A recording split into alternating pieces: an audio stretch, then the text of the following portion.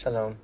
This week we are reading Parashat Vayeitzei, and the beginning of this Torah portion is so inexorably bound up with the mysteries of the Holy Temple, and what the Holy Temple really is doing in this world, why the whole world needs it, and what it's all about.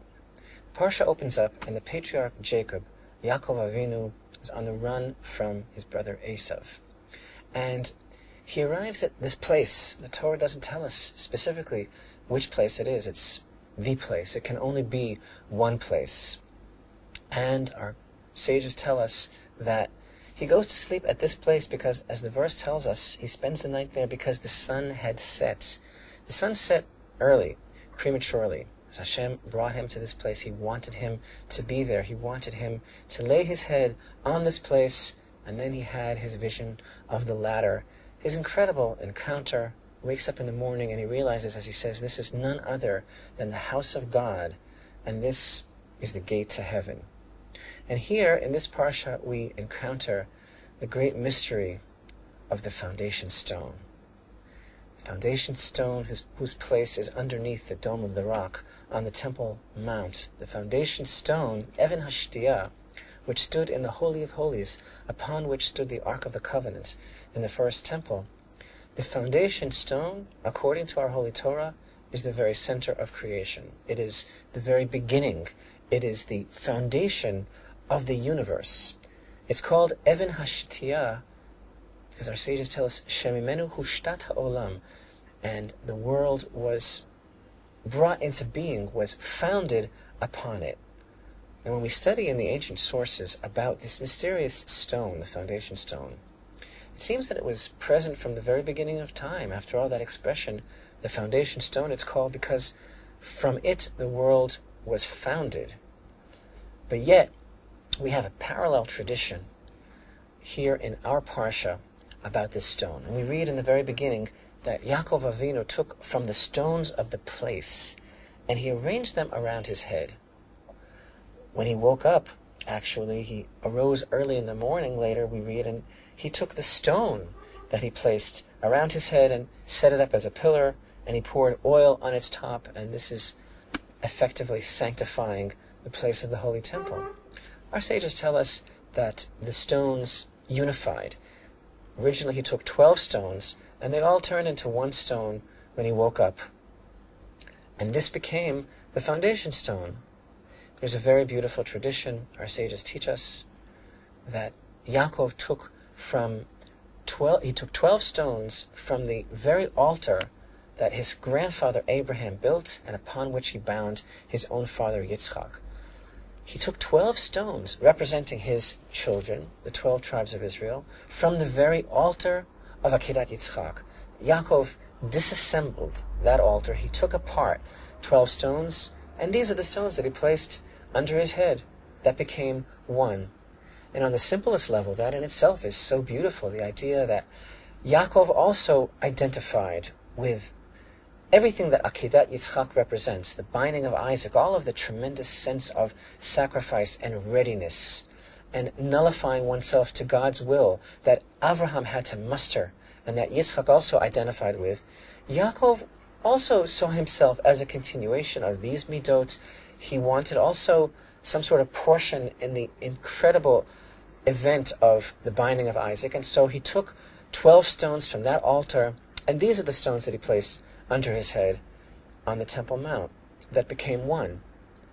But actually, it's even deeper than this.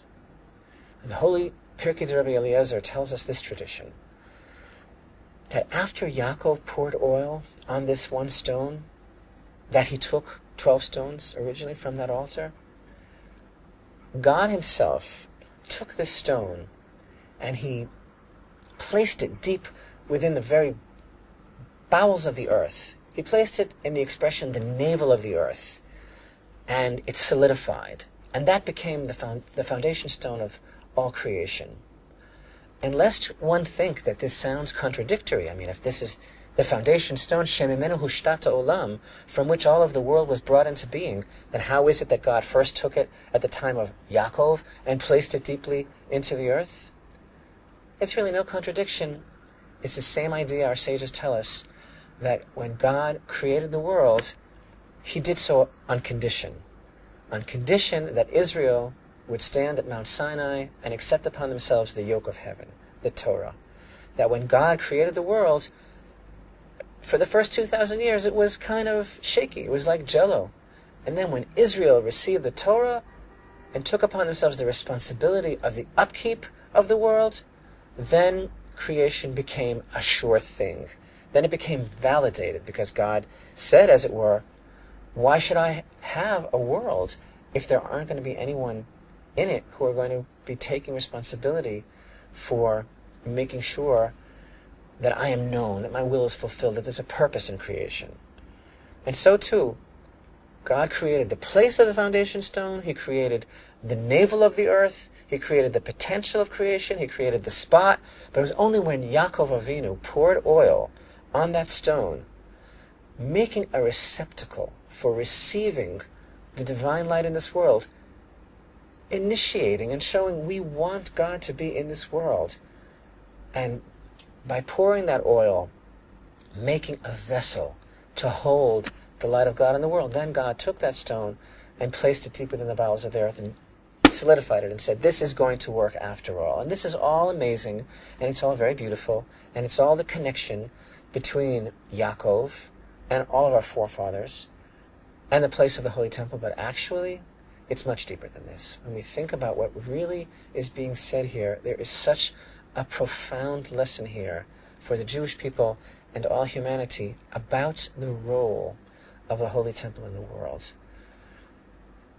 What does it mean that Yaakov took 12 stones from the very altar that Abraham built and upon which he bound Yitzchak, and that these are the stones which turned into one stone, and that this is the one stone that God placed in the center of the earth as the foundation of all creation?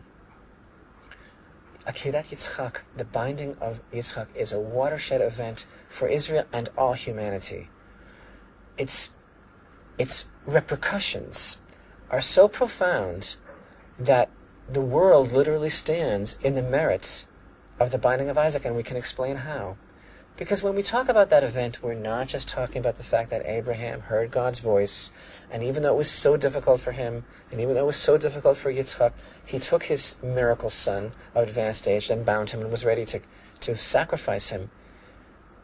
That's not what Akedat Yitzchak really represents. What the binding of Isaac is really all about, it's about the attributes that Avraham and Yitzchak had to summon forth, had to rectify, had to fix, had to deal with in their very human nature, and had to effectively perfect in order to accomplish that which they accomplished. So when we talk about the merits of Akedat Yitzchak, when we talk about the importance of the binding of Yitzchak, we don't just mean the event, we mean the midot, we mean the refinement of the qualities, of the attributes within human nature that are within the scope of possibility of any person achieving in that merit. And that is what became the very foundation of the earth. Yaakov took 12 stones from that altar.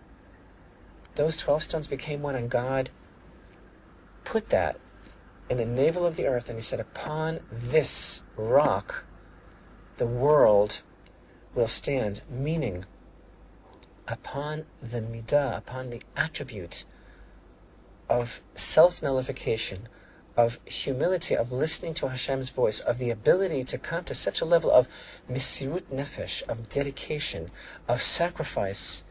Those are the midot that are necessary in any confrontation that a human being will have in the Holy Temple. When Avraham bound Yitzchak, and when the angel told him to stay his hand, when he saw a vision of the Holy Temple in that very place, then at that time he already was laying a foundation stone of the Holy Temple, meaning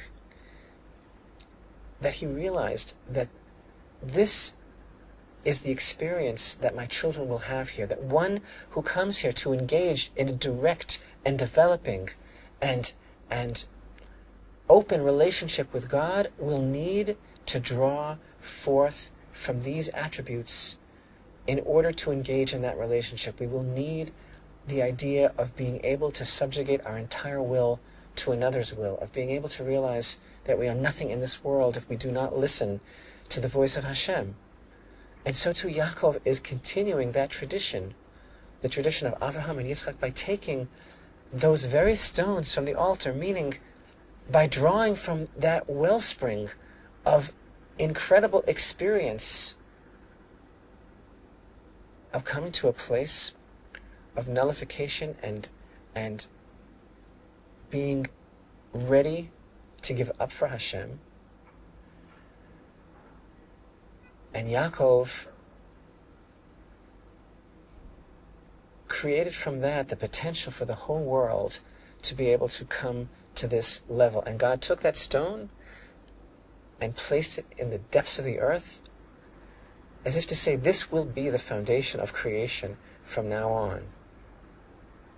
And so there's a very beautiful teaching that our sages tell us, that each one of the three forefathers has a different way of relating to the concept of the Holy Temple and the site of the Holy Temple. Avraham called the place of the Holy Temple Har, a mountain. As the verses indicate, at the time of the Akedah, Avraham said, for in the mountain of Hashem it shall be seen.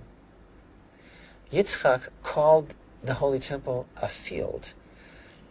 He went out to meditate in the field, and he said, behold, the scent of the garments of my son is like the scent of the field which was blessed by Hashem. This is an allusion to the Holy Temple.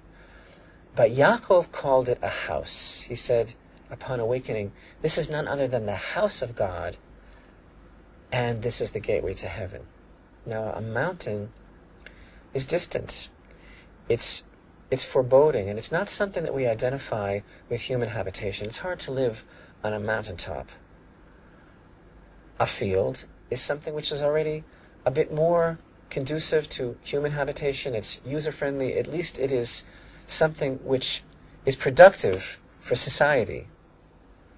But a house is what we all need. A house is what we all relate to. Everyone needs a house. Everyone can relate to the idea of Hashem needing a house. A house is the home for human habitation. And later on, Isaiah tells us that when all of the nations come to the Holy Temple, when every nation in the world streams to the place of the Holy Temple, they will say, come, let us go up to the house of the God of Jacob. Because it is the connection, it is the way of relating of Yaakov to the Holy Temple that the whole world has a grasp in. And Yaakov, who sees the Holy Temple as the house, is the one who brings it to a level that all humanity can appreciate.